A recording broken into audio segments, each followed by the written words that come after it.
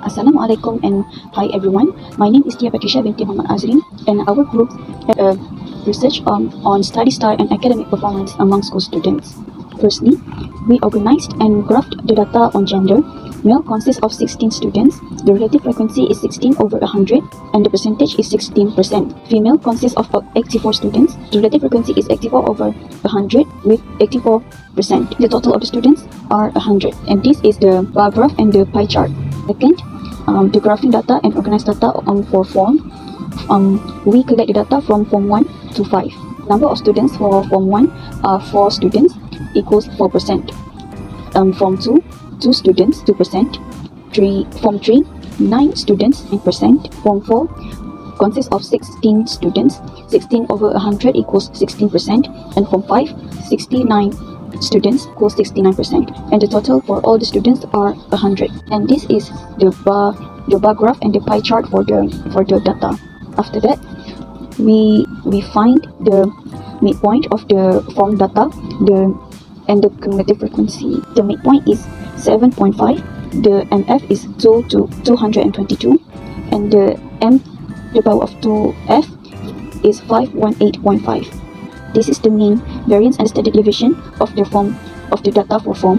The mean is 2.22, the variance is 0.2566, and the standard deviation is 0.50560. Today, I would like to continue my group presentation with the topic of grades did you achieve in the following subjects in your latest exam. So for this question, by using the bar chart and this table, you can see it more organized and easiest for us to read. And we're using this question because we want to know which subject did the student have usually failed and which subjects do usually student achieve with flying colors. So by using this bar chart, you can see that Bahasa Melayu has the highest achievement for the highest grade, which is A. And some of students still have low in Bahasa Melayu, but it's only D and it's only D and it is not an F. So you can see that Bahasa Melayu has the highest grade and the better grade than other subject, because when you see the other subject, they still have few of students fail with the subject.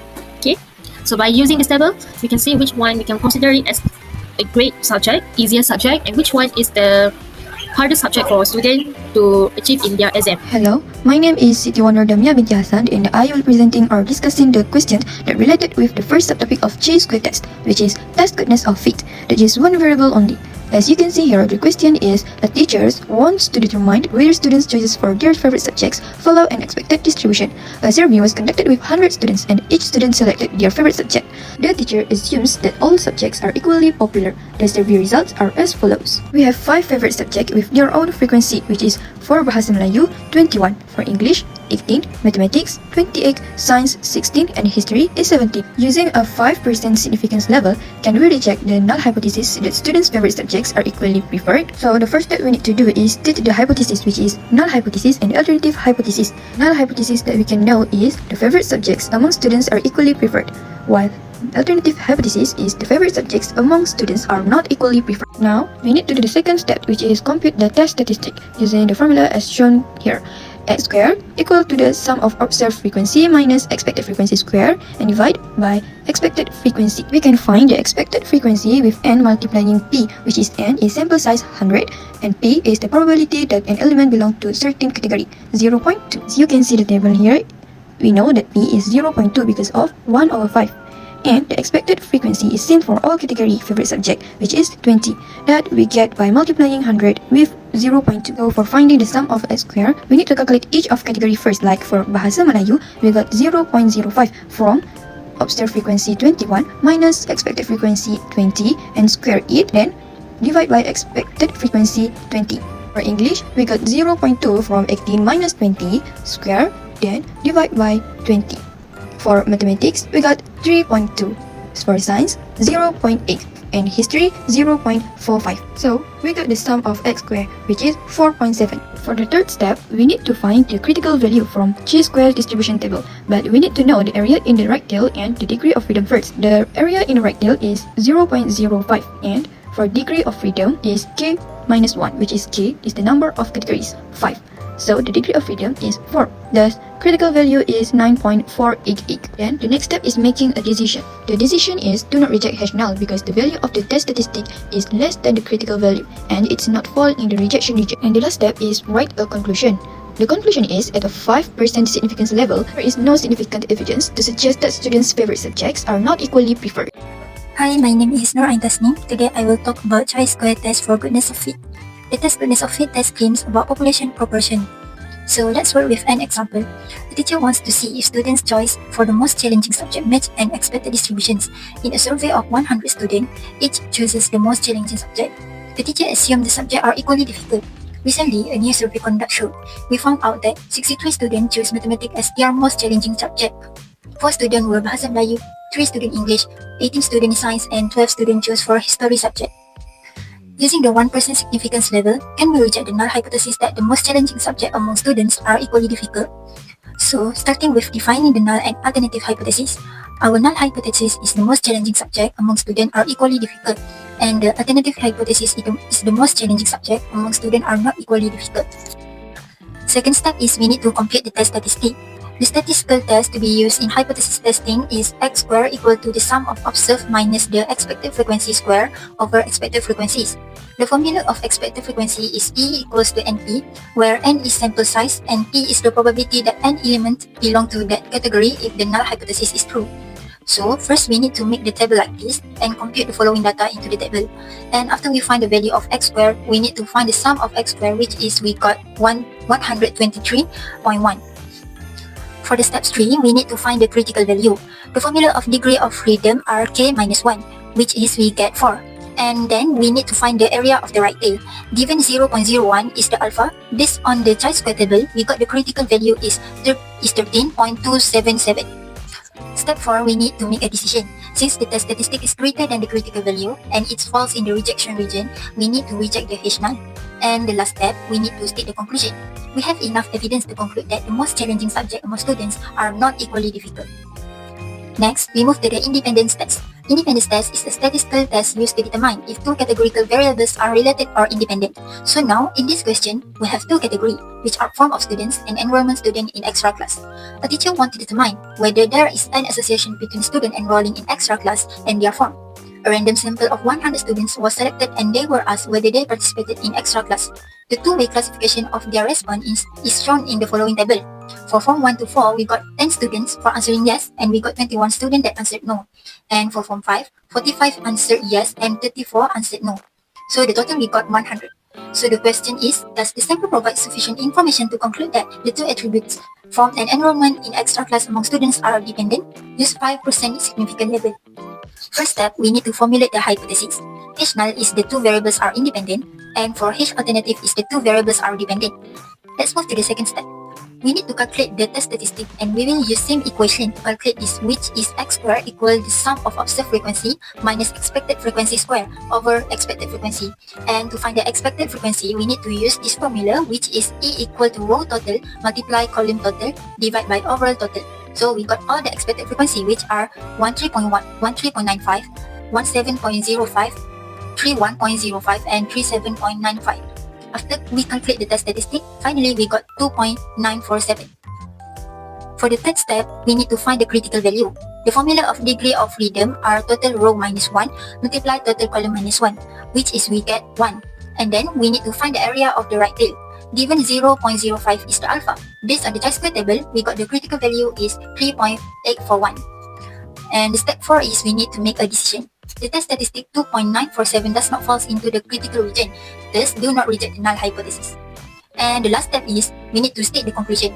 So the conclusion is we not enough evidence to say that the two characteristic form and enrollment student in extra class are dependent.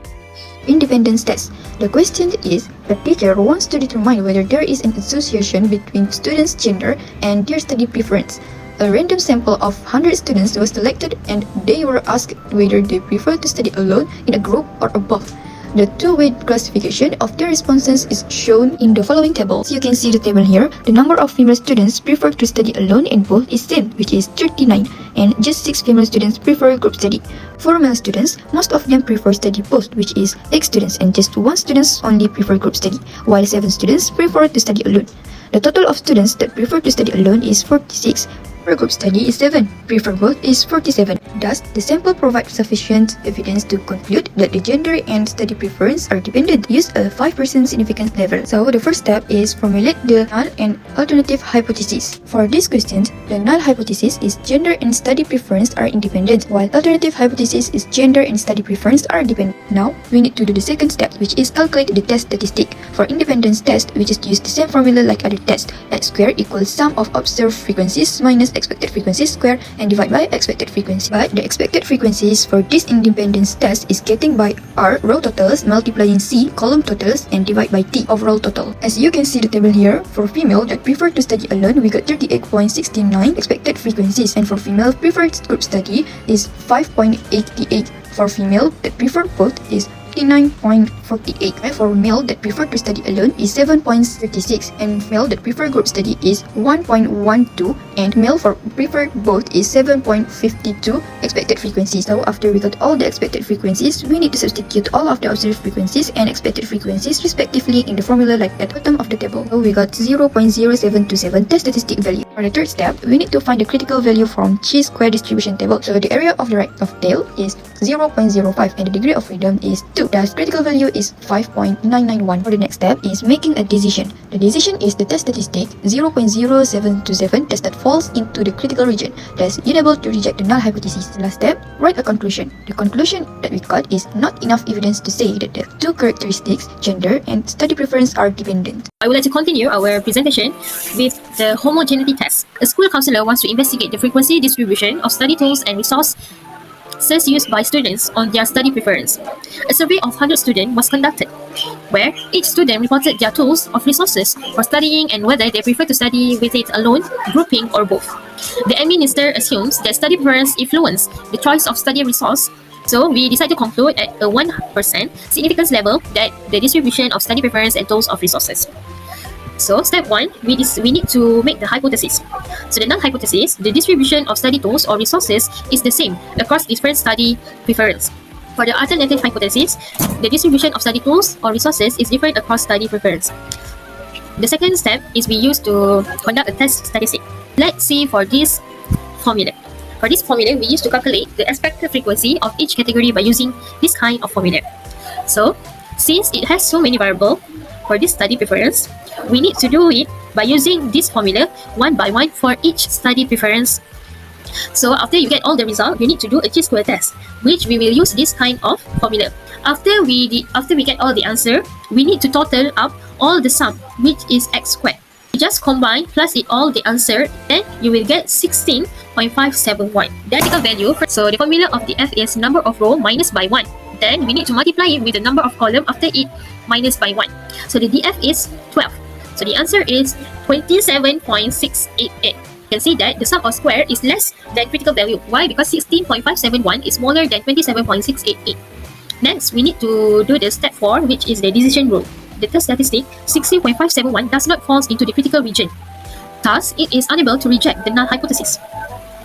And for the conclusion, we say that it is not enough evidence to say that the distribution of study tools or resources is different across study preference. Let's move to the homogeneity test. A school administrator wants to investigate whether students' mathematics grades are distributed the same way regardless of how many hours they study daily. A survey of 100 students was conducted, where each student reported their average daily study hours and their most recent grades. The administrator assumes that study hours do not influence the grade distribution. The collected data is as follows. So, using a chi-square test for homogeneity, can we conclude at a 5% significance level that the distribution of grades differs across different study hour categories? Okay, so the first step is we need to state the hypothesis. The H now is the distribution of grades is the same across different study hours. The alternative hypothesis is the distribution of grades is different across different study hours. Here we compute the chi-square statistic. With the O is the observed frequencies. With that, to find the expected frequencies, we need to R total times the columns total over total overall. That formula. This is the calculation for the chi-square statistic. We count all of them and then we got 135.697. We need to find the critical value. GF equals 10. The area, with that we can get the area to the right tail as 0.05. That's the critical value, 24.996. The fourth step is to make the decision. The test statistic 35.6697 is greater than the critical value 24.996 and it falls in the rejection regions. Hence, we reject the null hypothesis. Finally, the conclusion. With that, we can say that we have enough evidence to say that the distribution of grades is different across different study hours. For this data analysis, the data shows that 69% of students scored an A in Bahasa Melayu, while mathematics had the lowest A grades at 19% and the highest failure rate, 15%. Despite this, mathematics was the most favored subject, 21%, but also the most challenging, 63%.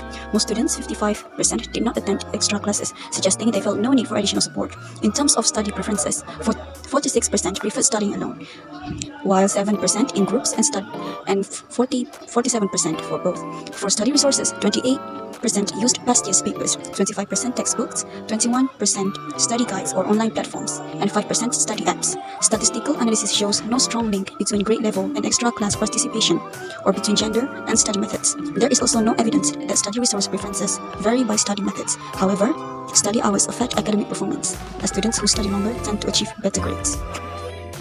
So this is all for our group presentation. Thank you so much for listening our presentation until the end and have a good day. Once again, thank you. Kamsahamnida. Syukron. Kapkun kakap.